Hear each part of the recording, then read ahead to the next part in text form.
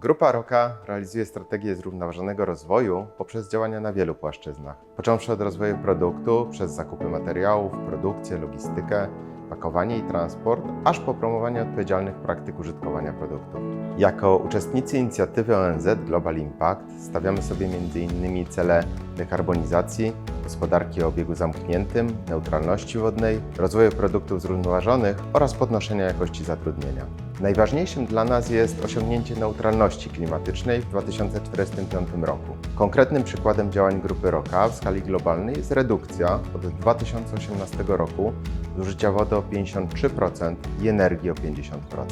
W fabryce w Gliwicach prowadzimy wiele przedsięwzięć mających na celu zmniejszenie zużycia energii elektrycznej.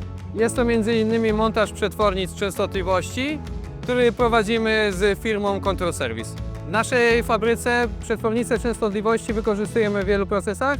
Jest to m.in. proces mielenia, proces mieszania, proces wentylacji i proces suszenia. Nasza współpraca z firmą Control Service rozpoczęła się kilka lat temu. Polegała na montażu przetwornic częstotliwości do wentylatorów w procesie suszenia.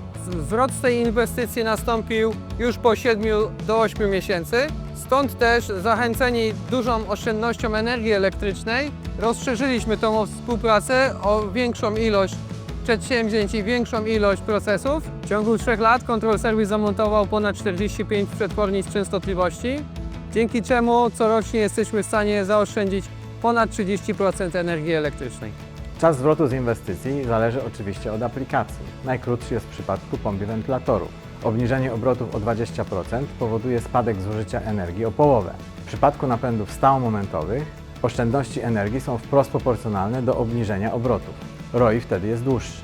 Inwestycje w technologie napędowe należy traktować jako OPEX, a nie CAPEX, gdyż ich korzyści dla przedsiębiorstw nie są kwestią przyszłości. Instalując urządzenia, myślimy o oszczędnościach, które pojawią się już dnia kolejnego, a nie za rok lub 2. Przetwornice częstotliwości oprócz obniżenia kosztów energii przyczyniają się także do zwiększenia efektywności i wydłużenia żywotności urządzeń, co dodatkowo wspiera cele zrównoważonego rozwoju.